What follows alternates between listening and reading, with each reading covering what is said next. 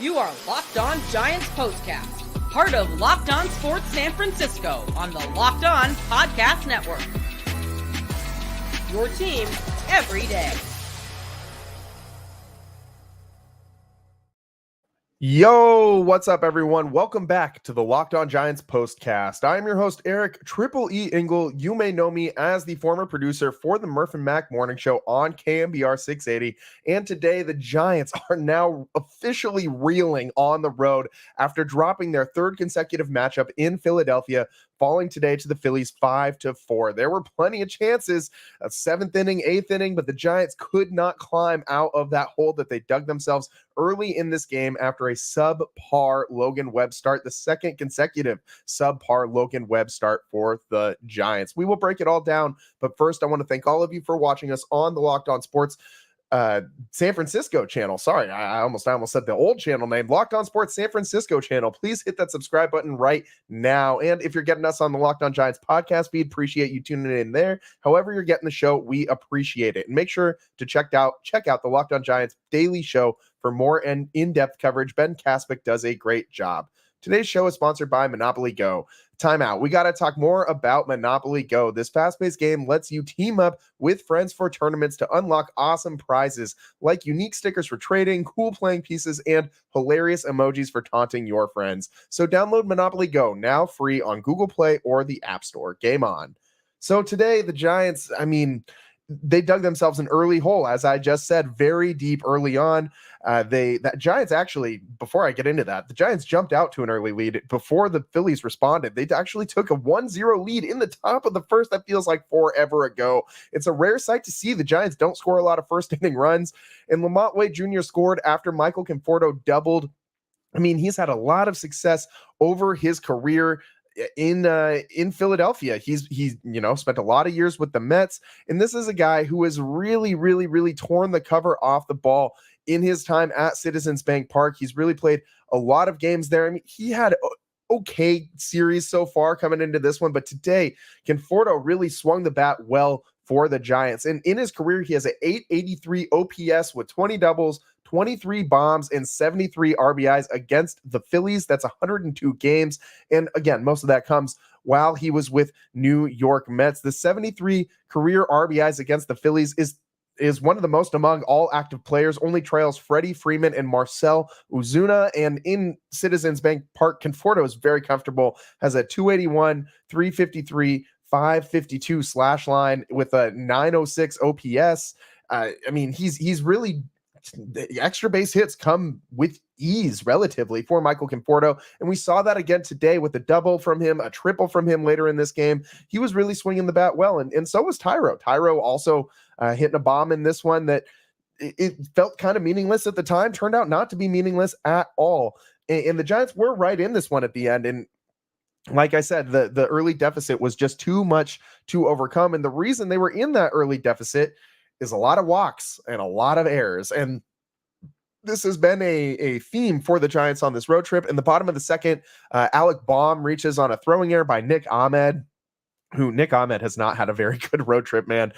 Bryson Stott then walked, and a Sosa infield single scored Baum to tie the game 1-1 in bottom two.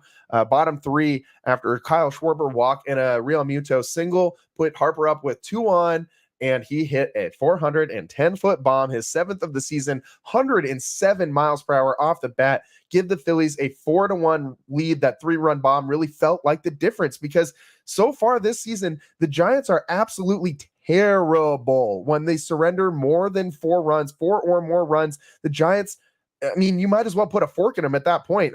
When they've allowed 4 or more runs on the season, they're 1-18, now 1-19 after the loss today. Compare that with when they allow 3 or fewer runs, they are 14-1 on the season. The 1-run difference from 3 runs to 4 runs is just completely flips the record on its head. It's like a 13, 14, 15 win difference between allowing 3 or fewer runs and allowing 4 or more runs. The Giants offense, that's so indicative of how poor their offense has been today and all season long. And today, I guess not so much, but it was a lot late. They couldn't really, it felt throughout most of this game like this team just didn't have it in them to come back from a deficit like this. I mean, I don't know about you guys, but whenever I see this Giants team go down, I mean, when they're losing a game like 1-5, I don't think that they really have a chance to come back against teams, especially teams like the Phillies, who have a really good bullpen, really good pitching staff in general. Taijuan Walker today pitched into the 7th inning, and he was pretty good up until he got into that 7th inning where he did not record an out. And that's when the Giants started to get to him after he let Mikey Yaz on him. Tyro hit a 401-foot bomb, his 5th of the season, which actually ties him for the Giants' lead in home runs with Conforto and Soler. By the way, the Baltimore Orioles, who I know the Orioles are like one of the best teams in baseball, and they have a great farm system and all these things, all the things the Giants want to be, right? I mean, when did we ever think we'd be sitting here saying we want the Giants to be like the Orioles? Anyways, the Orioles, they have 8 guys with 5 or more home runs. Giants got 3. So that kind of tells you what the state of this offense has been so far this season. But the Tyro bomb, 401 feet, 102 miles an hour. At that point, that home run made him 6 for 11 in the series against the Phillies. Tyro's been tearing the cover off the ball, and it's really been for nothing. I mean, it hasn't resulted in a lot of good for anything for the Giants. I mean, no one else is really hitting. Conforto hit in this series as well a little bit so far. We got one more game to go tomorrow in this weird wraparound series. We used to get that a lot in baseball. Now we rarely see it. The 4-game wraparound series that starts on Friday and ends on Monday. Usually if you got a 4-game series, it starts on Monday or it starts on Thursday. And this is weird. It's weird territory for the Giants. You're feeling uncomfortable already. They got to pick up their final win. Their final chance to get a win in Philly is tomorrow on the getaway day. So that's not good. It's never easy to win on a getaway day, especially when you're playing a team that's won now 9 consecutive games at home. The Phillies have won 9 games in a row at Citizens Bank Park. Honestly, I'm expecting they're going to make it 10 tomorrow. I don't see how the Giants are able to get a win right now with the team looking how it does. I mean, Logan Webb, shaky again today. He's 2 consecutive starts now for Webb where he has not been himself. The changeup isn't quite as sharp as it was earlier in the season or last year. It got hit really hard in Boston. And again today, he just doesn't seem to have that same stuff on the hill that he did earlier in the season. I'm sure Logan Webb will figure it out. He is the ace of the staff for a reason. I'm not super concerned about him going forward, but it's rough when you start to add a couple of these starts together back to back. And if he goes out again in his next start and can't get more than 5 innings out of Webb in that one as well, that's you need someone to stop this losing skid. And we hoped it would be Logan Webb today. Tough break. Probably not going to be him to stop this losing streak. At least we really hope not, because that would be another week of Giants losses before Logan Webb starts again. So tough situation to be in for the Giants. They did have another fun little bright moment there in the top of the 9th. The Tyro bomb made it 5-3, and then the Phillies back into their bullpen is just so good that you don't really, at least I didn't feel like the Giants had a chance to come back in this one at all. But Jackson Reitz, man, career minor leaguer Jackson Reitz. Let me tell you about this guy. He hit a bomb to left field, 106.5 miles an hour off the bat. And it kind of gave the Giants a little bit of life there. You thought maybe they could do it. Jackson Reitz came in last night on a red-eye flight. He's a 28-year-old minor league catcher. He's been a career minor leaguer. He has had 1 appearance in the bigs against the Giants. Actually came up and played for the Nationals, former 3rd-round pick back in 2014 by the Nats. He had 2 at-bats against the Giants and picked up a hit, scored a run in his 1 game that he played as a professional. And today he has 1 at-bat, and dude makes it count. He plants one in the left field bleachers, and that was nice to see, man, because the Giants are struggling at catcher right now. They put Tom Murphy on the injured list today with I believe left leg injury, and Patrick Bailey still on the injured list, the concussion list, with the 7-day concussion list with dizziness. Bob Melvin, update on Pat Bailey. Bob Melvin did say that Pat Bailey woke up today not feeling any dizzy anymore. Yesterday when he woke up, he was still feeling dizzy. So good news. Patrick Bailey is improving on the mend, getting better. This team is really bad without Patrick Bailey. I mean, the pitching staff gets worse. The offense gets worse. Patrick Bailey right now is the MVP of this team, and you need him back as quickly as possible, because we're rolling the dice every single game back there when you have a guy like Blake Sable or Jackson Reitz now in the mix at catcher. I mean, man, this is not what you want to see from the Giants, as it just puts them in an even bigger hole. I mean, this team has not had a lot of good luck this season. They've not had a lot of things go their way. Their free agent signings have not panned out.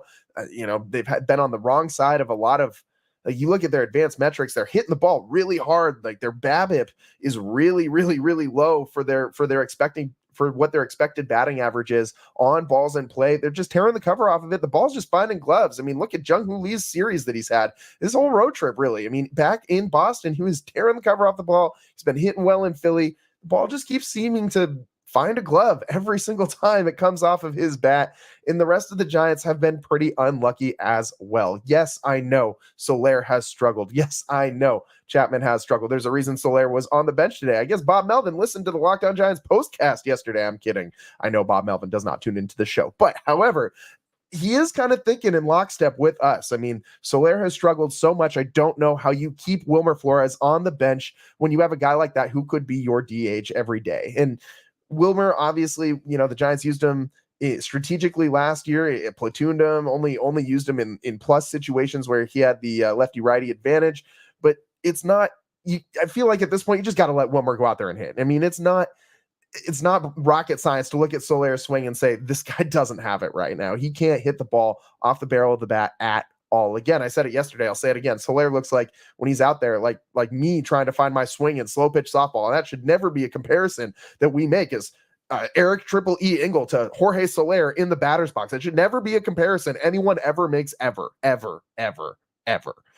But so the Giants 5-4 loss, offense still really, really, really struggling. And they had two huge moments in the 7th and 8th innings where they had a chance to come back in this one, and they failed to do so yet again. With runners in scoring position, this is becoming so incredibly frustrating. It has been frustrating, I mean, the whole season, really my whole damn life as a Giants fan. When have we not talked about this? I'm 30. When can we have a season where the Giants finally just score runs and have a power hitter? Even when Bonds was on this team, it felt like this team still had issues driving in guys in when they were on base with runners in scoring position. We're talking about 20 years ago now, but it seems like they've struggled forever with this one single bugaboo that they continue to have. Giants can't hit with runners in scoring position. We'll break it all down on the other side. Stick with us on the Locked On Giants postcast. Going to take a quick break here. I'm your host, Eric Triple E Engel, and we will be right back.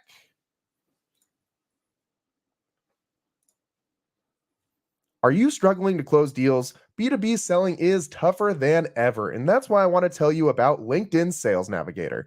LinkedIn Sales Navigator is a sales intelligence platform that helps professionals effectively prospect and engage high-value customers, drive higher revenue, and increase sales performance. Sales Navigator helps you target the right buyers, surface key signals such as job changes or which accounts you should prioritize, and shows you hidden allies so you can find those buyers that are most likely to convert. Fueled by LinkedIn's 1 billion member platform, Sales Navigator gives you the most up-to-date first-party data, enabling you to unlock conversations with the people that matter. Right now, you can try LinkedIn Sales Navigator and get a 60-day free trial at linkedin.com/lockedon.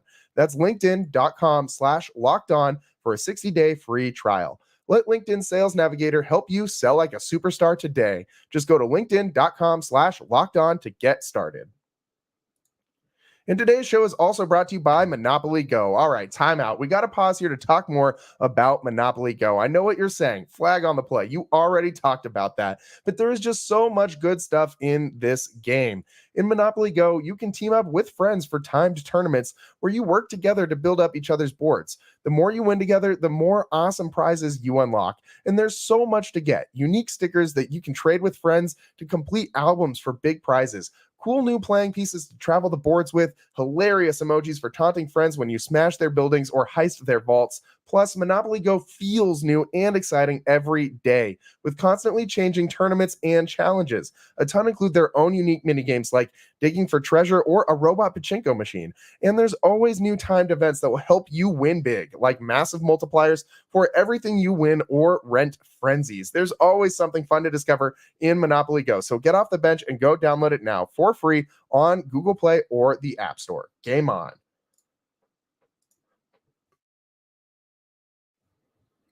Welcome back to the Locked On Giants postcast. I'm your host, Eric Triple E Engel. Today, the Giants fall 5-4 to the Phillies, have now dropped 3 in a row in Philadelphia, and are now 5-1 on this road trip. This is not very good for the Giants at all. On the road, cumulatively this season, the Giants are now 6-13.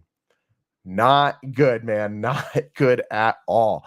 And they could have changed their fortunes today. I mean, they had huge opportunities in the 7th inning and the 8th inning that they just let slip right through their fingers. And this is becoming a trend with the Giants. More than a trend, this is the thing that has defined the Giants season so far this year. I mean, up until recently, the pitching has been very good.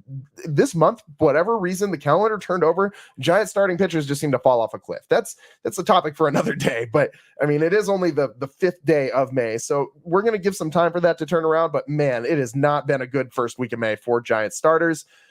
But right now, it's the offense that has been so bad for so long. I mean, the starting pitching staff, you assume that they're gonna figure it back out. They'll get to themselves. You got Logan Webb, Jordan Hicks, Blake Snell when he comes back from the IL, Kyle Harrison, Keaton Wynn. All these guys pitch very, very, very well and have shown us this season that they can do so. Blake Snell hasn't shown us that this season, but he's a 2-time Cy Young Award winner. We know what that guy can do when he is right on the hill. But today, this season, all season long, all of March, all the couple games in March, all of April, the couple days in May so far too, the Giants offense has been so putrid. I guess they weren't bad in March. They hit pretty well in that series against the Padres. But since then, since that opening series, they've been on a milk carton, man. This in the top of the 7th, Tyro hit that 2-run bomb, and Yaz had singled just before. As I said, it shrunk that Phillies lead to 5-3. And they pulled Taijuan Walker from the game after that Tyro home run. And Soto comes in, and on his first pitch, he drills Austin Slater. He clearly did not have it. He then walked Nick Ahmed, who's batting 9th and is just abysmal at the plate right now, has like not had a very good at bat this whole damn series. So you got 2 runners on, and Jung-Hoo Lee at the dish with 1 out. And he's been hitting the ball so hard lately. It could really benefit from one of those balls falling in. I mean, that's all the Giants needed. If they just got a base hit to right field, a one to fall in the gap, something that could have tied that game. Nick Ahmed runs really well. That could have completely changed the game, or at least brought them within 1 more run. And then you saw what happened in the 9th inning. Instead, a pop out to second base. And that made it 2 outs in the inning. Might have been the best chance for the Giants to get a win in this series. That might have been their single best chance. And then Lamont Wade Jr. grounds out. Giants come up short. They had the momentum, man. Tyro just hit the bomb. You put 2 more runners on. It looked like it was going to be a rally inning for the Giants, and they have struggled so much this year with being able to put together big innings, putting up a crooked number on that scoreboard, and really flipping the pressure onto the other team. Those big innings build momentum. The one stat you can't measure in baseball that we talk about all the time on this show. You can't win games without having that momentum, being able to grab it and seize control of it. In the Giants, it seems like every time it's right there, they just can't get their arms around it, and the game gets away from them. And that's what this inning felt like. I mean, honestly, prior to that inning, I was so damn bored with this game. I mean, they actually sent Buster Olney out to left field to interview the guy who dropped Bryce Harper's home run in this one. I wasn't just bored. The Sunday Night Baseball crew was bored too. I mean, this interview had more questions and lasted longer than Buster Olney's interview with Bob Melvin, the Giants manager, in this game. Oh man, like Buster Olney actually asked this guy what he would have done differently, which, I mean, catch the ball is pretty, kind of the only thing you can do differently in that situation. And I think he was trying to get him to say he would bring a glove next time, which is what the guy said. But like, duh. And then he asked him if he's ever caught a ball at a game before. Like, man, we are watching a professional baseball game. I do not care what this random man in left field has done with his playing career attending baseball games before. I really don't. Like, my God, find something better to talk about. What a boring interview. My God, man. Anyways, I get it. Boring interview for a boring game. And the Giants, kind of boring as well. A lot of boring stuff going on today. Then in the top of the 8th, the Giants, I thought after the bottom of the 7th, top of the 7th, I thought that's the best opportunity they're going to get. Spoiled, put a fork in them. This game's done. Then Conforto rips a triple to right center field. Rojas had a chance to make the play, but it would have been a very, very, very, very tough play going back and to his right, I guess to his left on the right on the TV screen, you know what I mean? And then I got right to the wall, jumped, tried to make the play, bounced off his glove. Was, again, a very, very, very tough play. They put Conforto at third again with 1 out, less than 2 outs, runner in scoring position. Matt Chapman at the dish, your big free agent signing that you have been waiting for to come through in a situation like this. This was Matt Chapman's moment, man, and he strikes out. Then we got Mikey Yastrzemski, who's been really hitting well lately, and he had this great series in Boston, man, and maybe, just maybe, he's going to have a moment here. Nope, he strikes out too. Conforto stranded at third. Let's go Giants, man. Hang in there. As that 80s commercial used to say, man, that's what this is feeling like. Like, we got to just hang in there right now because this has been terrible. This has been so boring to watch. Such a letdown every single time this team takes the field, man. This now, I mean, finally they scored over 3 runs in a game, which is like the first time they've done so in like, what, a week or two? They have been so bad. I mean, they scored 3 runs or fewer in what? They're averaging 2.4 runs per game over the last 9 games. I don't think that they've scored over 3 runs in those last 9 games. They're really bad. Entering today, they were ranked 27th in first inning OPS. I mean, at least they were able to get some first inning runs. They had tied for the fewest first inning runs with the Nationals, only 9 runs. So at least they finally did something in the beginning of the season, but man, it's been tough. It's been really, really tough out there for the Giants, who just can't buy a hit.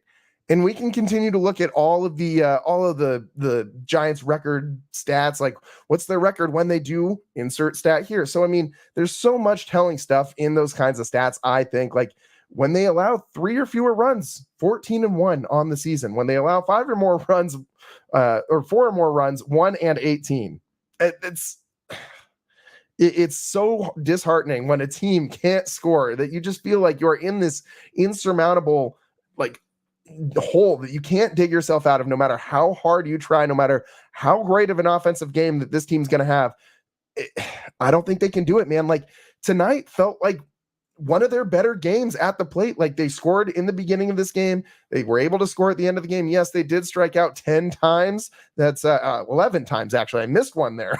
There's so many strikeouts, losing count. You can't win a lot of games that way. And yes, I know the Phillies did strike out 17 times, but the Phillies can afford to strike out 17 times. When you got guys like Kyle Schwarber, Bryce Harper, Alec Baum, I mean, Brandon Marsh, but Bryson Stott, I can keep going. All Nick Castellanos, every single one of these guys. Oh, JT Realmuto, you can't forget that guy, another all-star. They have top down through this whole order guys who can hit the ball out of the yard, and the Giants just don't have that luxury. So if you want to be able to strike out double-digit amounts of times in games and still be able to win games, you got to have guys who can put the ball over the fence. The Giants just don't have that right now. As I said, 3 guys leading the team with 5 home runs.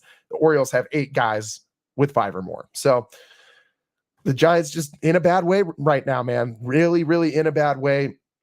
Just to round this off, the Giants 0-for-5 with runners in scoring position tonight, left 6 runners on base. They only had 7 hits.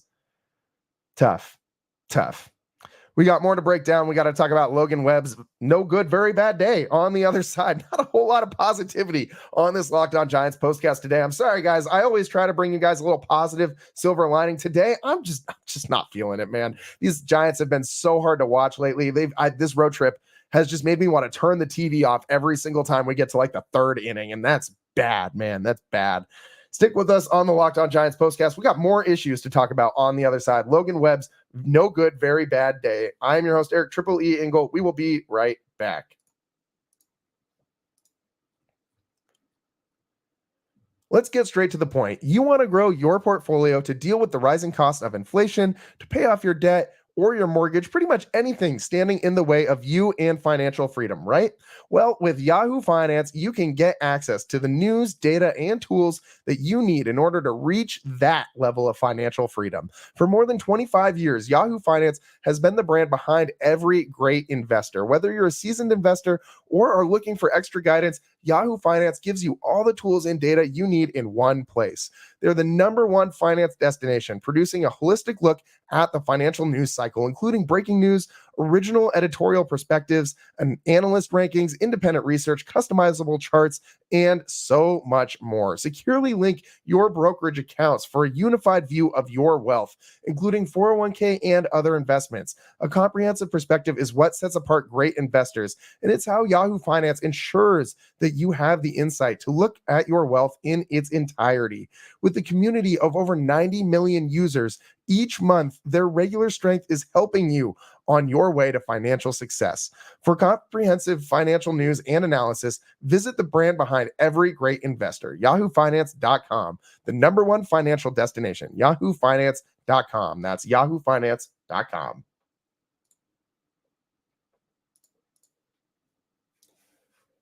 Welcome back to the Locked On Giants postcast. I'm your host, Eric Triple E Engel, and today the Giants 5-4 loss in Philly. They had some opportunity to come back in this one. They had some opportunity to win this game. We just went over that in the last segment.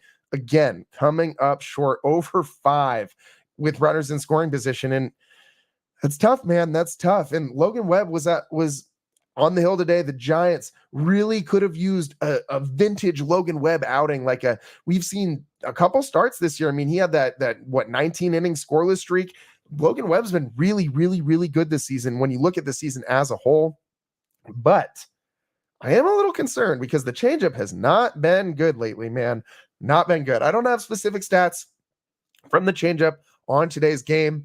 However, I could just tell from watching it, he wasn't locating it the way he wanted to. It was getting hit a lot more. Guys really trying to go the other way with that changeup, and he's just not throwing. It doesn't look like it has the same movement. It's not falling off the table the same way.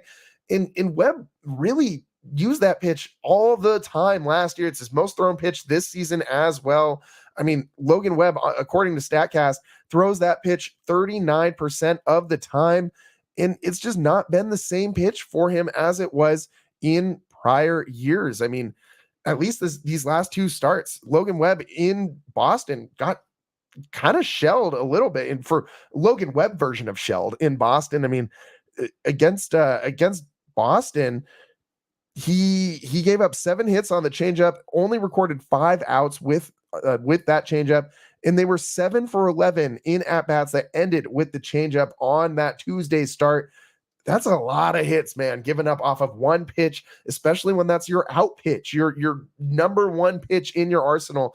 And when guys are I'm not going to say barreling it up because no one's really hitting it that hard, but guys are making contact and figuring out how to slap that ball the other way, figuring out how to counter that and make Logan Webb throw some other pitches. And when you make Webby rely on the fastball, that's not his bread and butter. That's not what he wants to live with. I mean, he does throw the sinker. I'm talking 2-seam fastballs, which apparently is also the same thing as a sinker, which I hate, man. Those are 2 different things. Clarify, please. If it's got arm side run, it's a 2-seam fastball. Anyways, 35% of the time he's throwing that sinker / 2-seamer.